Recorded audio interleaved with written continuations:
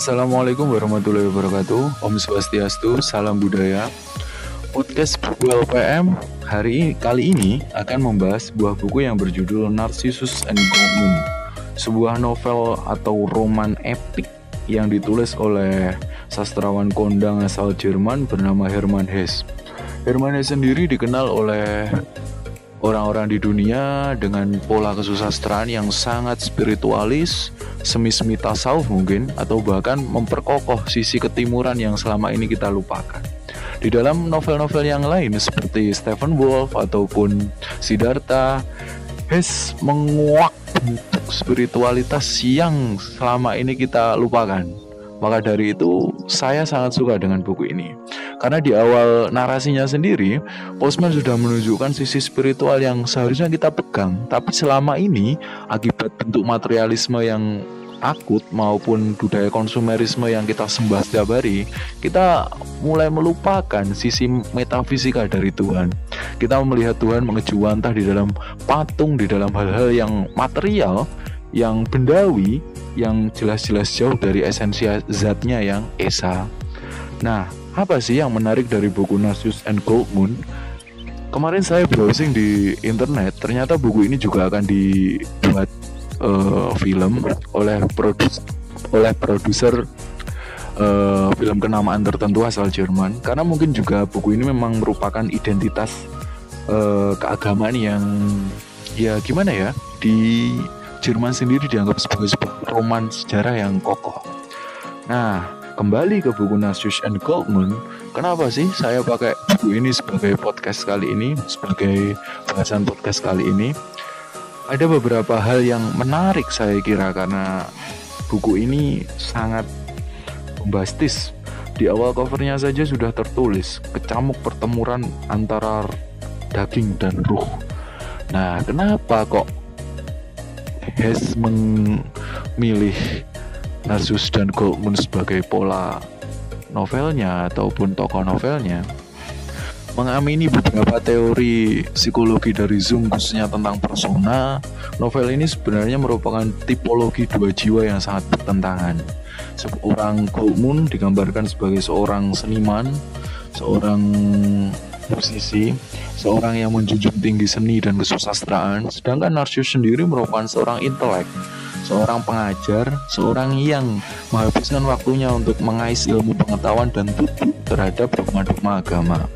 Kalau kita melihat di dalam frame kefilsafatan yang dibangun oleh Nietzsche, Friedrich Nietzsche maksud saya, dalam bukunya The Birth of Tragedy, Nietzsche memisahkan antara dua pola kebudayaan yang sangat mencolok yang selama ini kita lihat. Dia meminjam istilah dari dua dewa besar yang ada di Yunani pada saat itu, yakni Dionysian dan Apollo.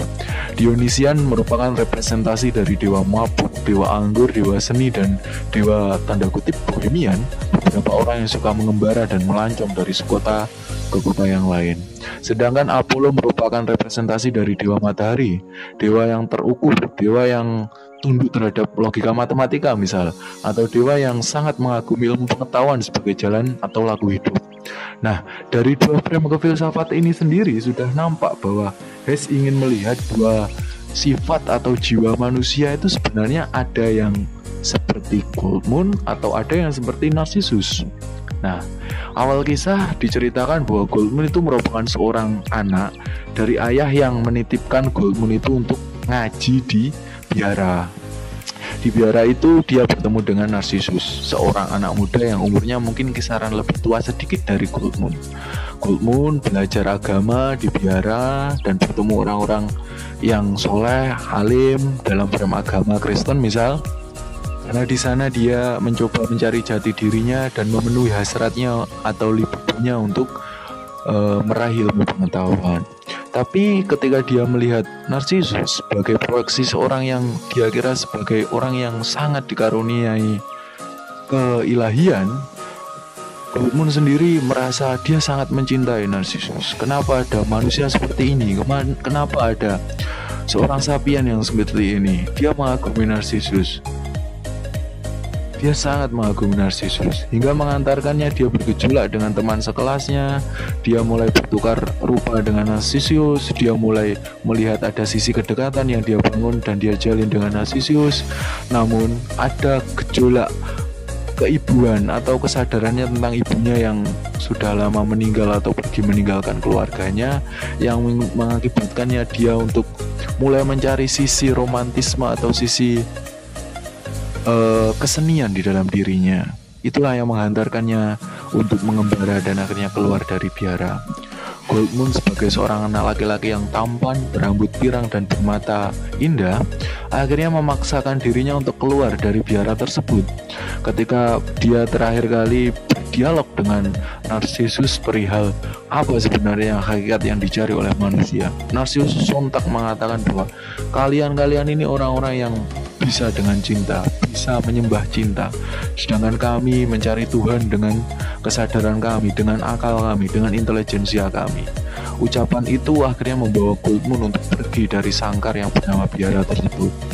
Dia akhirnya melancong dari satu kota ke kota yang lain. Awal kisah dia bertemu seorang perempuan bernama Liz, seorang gipsi yang akhirnya dia berjumpa dan mencintainya, dan mereka akhirnya bersetubuh. Dan lambat laun Goldmund semakin tua dengan apa yang sudah dia alami di perjalanan-perjalanannya ketika mencari jati dirinya. Dia bertemu dengan seorang kesatria yang memiliki 2 anak wanita, dan dia juga akan mencintainya di dalam narasi ini. Dan dia juga akan bertemu seorang pematung yang juga memiliki anak perempuan, dan dia juga mencintainya, dan akhirnya dia juga bersetubuh dengan wanita tersebut. Memang unik, Goldmund merupakan sebuah representasi manusia bebas, manusia yang dia memperlebar batas kedagingannya dengan ruh yang ada di dalam tubuhnya. Ini loh konteks Dionysian yang digambarkan oleh Nietzsche di dalam The Birth of Tragedy, dan sangat apik digambarkan oleh Hesse di dalam novel ini.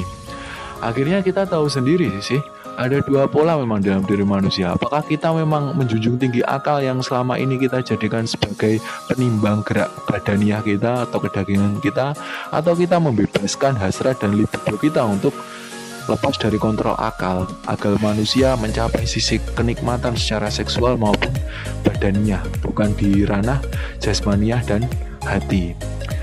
Namun lambat laun perjalanan yang silih berganti, Goldmund menyadari bahwa dia harus pulang. Dia memang sudah lama mengembara, bahkan sampai dia bosan dengan pengembaraan tersebut. Dia kembali karena dia sudah pernah belajar patung kepada seorang pematung tersebut. Dia pulang ke biara tersebut dan dia membuat patung. Dan di akhir novel dia meninggal. Goldmund memang tragis di dalam cerita ini. Dan Narsisus membantunya, menyelamatkannya dan menemaninya hingga akhir hayat. Nah, apa sih sebenarnya hal yang menarik atau hal yang dapat kita petik di dalam novel Hermann Hesse ini? Tak jauh beda dengan novel yang lainnya saya sebutkan di awal tadi. Hesse itu merupakan seorang penutur spiritual. Dia seorang metafisika yang memang ingin mengekspos ranah jiwa di dalam alur kehidupan kita sehari-hari. Ya, saya pribadi yang selesai membaca buku ini akhirnya terinsyafkan oleh beberapa hal yang memang saya luput untuk memahaminya. Misal ketika ada dialog yang antara Narsisus dan Goldmund tentang Tuhan dan kitab suci, dia mengatakan bahwa kita tahu sendiri Tuhan telah menciptakan kitab suci untuk kita pelajari sebagai sebuah norma ideal dan laku hidup. Tapi bukankah itu hanya sebagian kecil dari proposisi Tuhan? Tuhan ada di mana-mana dan kita tidak perlu, dan kita tidak seharusnya selalu tutup terhadap kitab suci. Tuhan dapat kita temui, dapat kita pelajari di dalam segala hal. Segala yang nampak maupun segala yang tidak nampak, kita bisa mencari Tuhan dengan pola kesadaran kita masing-masing atau pola hati kita masing-masing. Saya sebenarnya juga jadi teringat dengan novel Ibnu Yakhzon yang ditulis oleh Ibnu Tufel, yang mana di dalamnya juga menggambarkan Hai yang merupakan seorang gambaran manusia yang sangat rasionalis, sedang dia bertemu Amsal yang merupakan seorang ahli tasawuf yang mencari Tuhan lewat hatinya atau kolbinya, atau melewati nuraninya. Dan ada 3 tokoh, yang terakhir adalah tokoh ketiga, yakni rakyat yang melihat agama atau Tuhan secara fisik maupun produk hukum yang dilahirkan oleh agama. Nah, ya seperti itu.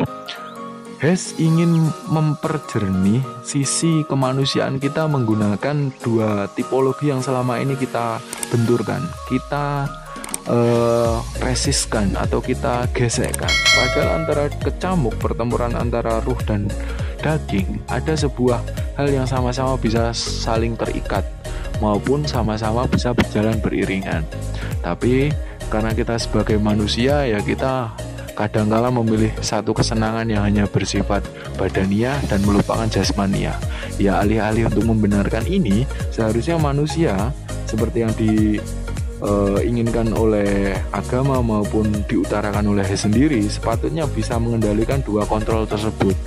Dia harus bisa puas secara badaniah, juga harus bisa puas secara akaliah atau secara rasional.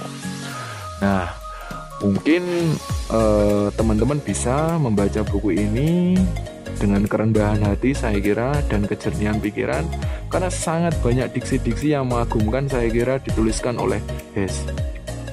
Tak jauh beda dengan Siddhartha, Hess memang menggunakan kacamata Orient atau Timur sebagai bahan novelanya, beberapa tulisan sastranya. Mungkin itu sedikit yang saya sampaikan tentang Nasus and Goldmoon. Teman-teman bisa beli bukunya ataupun membaca di halaman tertentu yang sudah membahas buku ini, atau mungkin nanti kita sama-sama menanti film yang diproyekkan tentang novel ini. Sekian, terima kasih. Salam pers mahasiswa.